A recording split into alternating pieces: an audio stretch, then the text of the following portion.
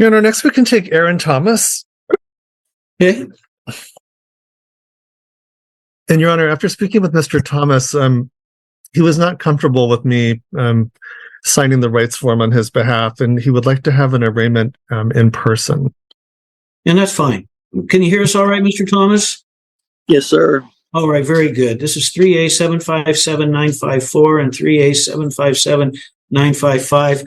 When can we arraign him in person, please, Carrie? Your Honor, due to the holiday schedule, the earliest would be December 7th at 2:30. Okay, Mr. Thomas, write down December 7 at 2:30 and confirm when you've done that. Okay. 1 second here. No problem. Yeah, I got my phone stolen last night, so I got to do it on my computer here. Yeah, no problem. Just let me know when you got that in there. All right. Did you get it in there? Not quite yet. I'm opening up. Okay. Just let me know. Welcome back, everyone. Today we've got a double feature inside two different courtrooms, and both involve sovereign citizens, the group that loves to twist legal language and claim magical loopholes that never actually work. In this first case, Aaron Thomas insists on an in-person arraignment, a move that might sound ordinary, but trust me, it's often a setup for more sovereign shenanigans. Then we'll meet another character who tries the classic appoint the judge as trustee routine, straight out of the sovereign citizen playbook. If you've ever wondered how courts deal with these tactics, stay tuned, because what starts as routine scheduling quickly turns into a legal circus.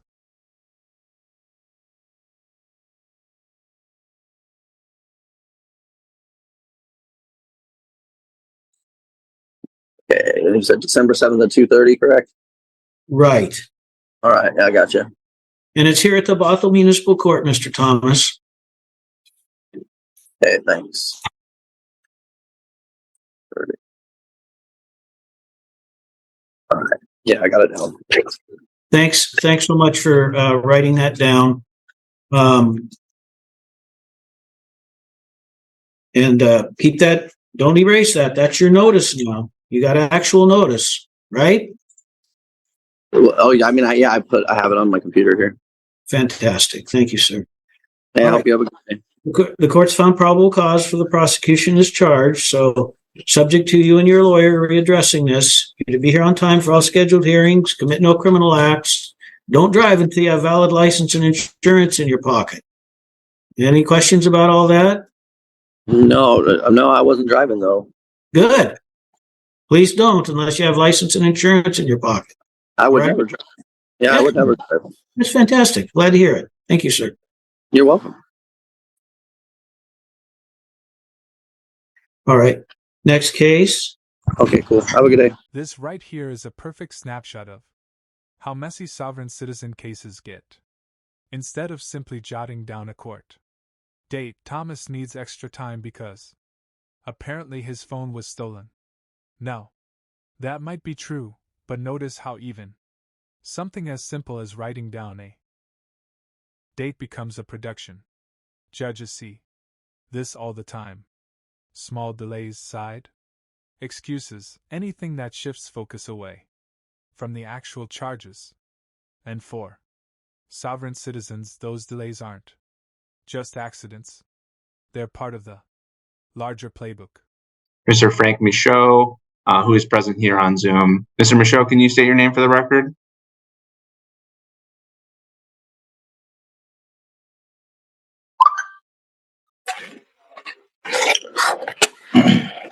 For the record, I am the beneficiary of the Frank Anthony Michaud Jr. estate. I am the authorized representative, and I appoint you, the judge, as the trustee. The judge here is being extra careful, making Thomas repeat back the date, acknowledge it, and confirm it's written. Why? Because one of the most common sovereign citizen tactics later on is claiming, I never got notice of my hearing. By locking Thomas into this acknowledgement, the court shuts down That excuse before it even starts. Smart. Move. And it shows how judges anticipate the games long before they're played. Mohammed, Good morning, Your Honor. good morning. My apologies for interrupting your breakout, but I want to get some of the matters that are already on screen and ready cleared out. Mr. Okay. Sullivan and Mr. Moshu. Ready? Thank you. Today is the day and time set for the probable cause conference. How are we proceeding, Mr. Sullivan? Judge, as I was saying earlier, Mr. Michaud has indicated that he'd like to represent himself.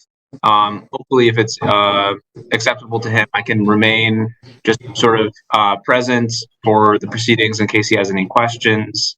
My recommendation to him is that we demand all of the discovery in the case. We have paper discovery. I'm forwarding that to him, but we don't have any of the digital discovery. So we are requesting all of that. And then I'm also recommending to Mr. Michaud that we schedule the case for a preliminary exam. And I'm happy to be present for that as well. Mr. Mohammed?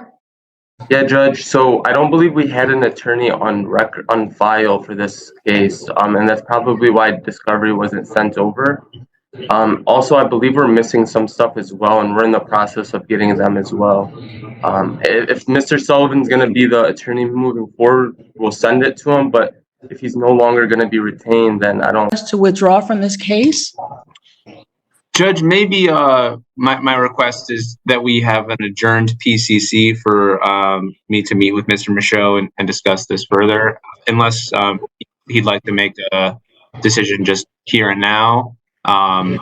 Perhaps one adjourned PCC and some additional time for Mr. Michaud and I to discuss this.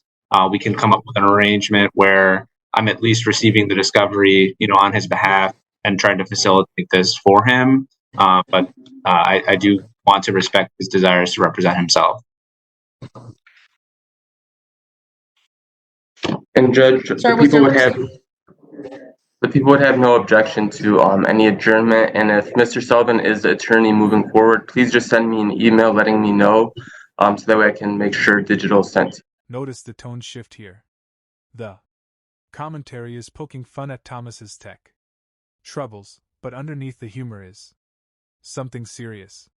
Sovereign citizens often present themselves as rebels against a broken system, but moments like this expose how unprepared they really are. If you can't manage a simple calendar reminder, how do you expect to navigate complex criminal proceedings? Courts thrive on precision. Sovereign arguments thrive on confusion. And that clash is why these cases always spiral. Mr. Michaud, were you able to hear Mr. Sullivan just now? Yes, ma'am. I heard everything that was said. And was that a reasonable way to proceed at this time? I'm sorry. Oh, no, and I still stand as being the beneficiary of the estate and point you as trustee, and demand that this alleged debt, is discharged from my account, from my exemption account. Here we go. The second sovereign citizen of the day, and he wastes no time diving into the jargon.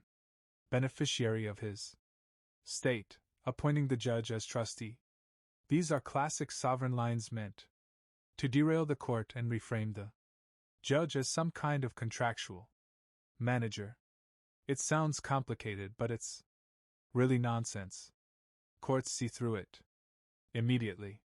But sovereigns cling to these scripts because they believe legal wordplay can override actual law. Spoiler, it never does. As I sent over copies of my birth certificate, as well as an affidavit. I don't know if you received it, but it's been sent certified mail. And that is me standing as making this special appearance today. And with the challenge of the jurisdiction, since I have not really been fully told, or I really don't understand really the allegations or the nature and causes of this allegation. Listen closely here. The court doesn't get angry It just shuts the tactic down. With calm authority. That's key. Judges. No giving these arguments too much. Oxygen only fuels them by quickly correcting the record. The judge prevents confusion and sets boundaries. And that's an important takeaway. Legal systems don't bend to internet myths. They bend only to established statutes and precedent. Something sovereigns almost never acknowledge.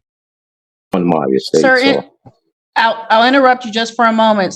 Inasmuch as you've indicated that you don't understand or have not been fully apprised of the nature of the allegations, we will adjourn this matter over for 3 weeks. That adjourned PCC date will be December 20th at 8:45 with Judge Oakley.